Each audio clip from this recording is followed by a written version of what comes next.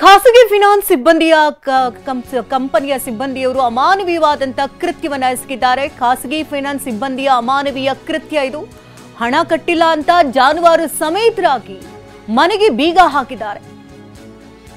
ಜನ small finance ಸಿಬ್ಬಂದಿ ಅಮಾನವೀಯ ನಡೆ ಇದು. ಕುರಿ ಮೇಕೆಗಳನ್ನ ಒಳಗಿಟ್ಟು ಮನೆಗೆ ಬೀಗ ಹಾಕಿದ್ದಾರೆ. ದೇವನಹಳ್ಳಿಯ ವಿಜಯಪುರ ಪಟ್ಟಣದಲ್ಲಿ ನಡೆದಿರುವಂತಹ ಘಟನೆ ಇದು. ಕಳೆದ 2 ತಿಂಗಳಿನಿಂದ ಮನೆಯೊಳಗೆ ಇದೆಯಂತೆ ಕುರಿ ಹಾಗೂ ಮೇಕೆಗಳು. ಮಹಡಿ ಮೇಲೆ ಹತ್ತಿ ಕುರಿ ಮೇಕೆಗಳಿಗೆ ಮೇವು ಪೂರೈಕೆಯನ್ನು ಮಾಡಲಾಗ್ತಾ ಇದೆ. ಖಾಸಗಿ ಫೈನಾನ್ಸ್ ಸಿಬ್ಬಂದಿಯ ಅಮಾನವೀಯ ಕೃತ್ಯ ಇದು. ಹಣ ಕಟ್ಟಿಲ್ಲ ಅಂತ ಜಾನುವಾರು ಸಮೇತವಾಗಿ ಮನೆಗೆ ಬೀಗ ಜಡಿದಿದ್ದಾರೆ. ಜನ ಸ್ಮಾಲ್ ಫೈನಾನ್ಸ್ ಸಿಬ್ಬಂದಿಯ ಅಮಾನವೀಯ ನಡೆಗೆ ಜನರು ಕೂಡ ಆಕ್ರೋಶವನ್ನು ವ್ಯಕ್ತಪಡಿಸ್ತಾ ಇದ್ದಾರೆ. ಕುರಿ ಮೇಕೆಗಳನ್ನ ಒಳಗಿಟ್ಟು ಇಲ್ಲಿ ಬೀಗವನ್ನ ಜಡಿದಿದ್ದಾರೆ. ಇನ್ನು ದೃಶ್ಯಗಳನ್ನು ಗಮನಿಸ್ತಾ ಇದ್ದೀರಿ. ಜನ ಸ್ಮಾಲ್ ಕಂಪನಿಯ ಸಿಬ್ಬಂದಿಗಳು ಮೆರೆದಿರುವಂತಹ ಕ್ರೌರ್ಯ ಇದು.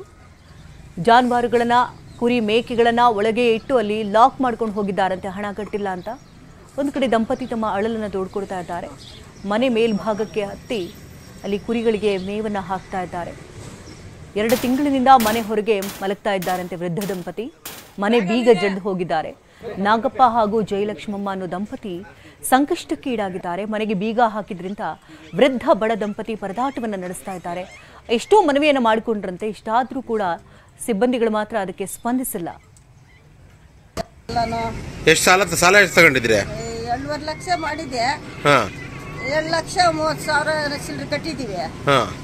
ಎಲ್ಲ ಬಡ್ಡಿಗೆ ಹಾಕೊಂಡಿದ್ದೀರಿ ನಾವು. ನಿಮ್ದೇನು ವರ್ಕೌಟ್ ಆಗ್ತಾ ಇಲ್ಲ ನಿಮ್ದು ಇದರಲ್ಲಿ ಅಂತಾರೆ ಒಬ್ರು. ಶ್ರೀನಿವಾಸ್ ಅಂತ ಅವರು. ನಿಮ್ ಪೇಪರ್ ತಂದು ಕೊಡ್ತೀನಮ್ಮ, ಕ್ಲಿಯರ್ ಮಾಡ್ಕೊಂಡ್ರಿ ಅಂತಾರೆ.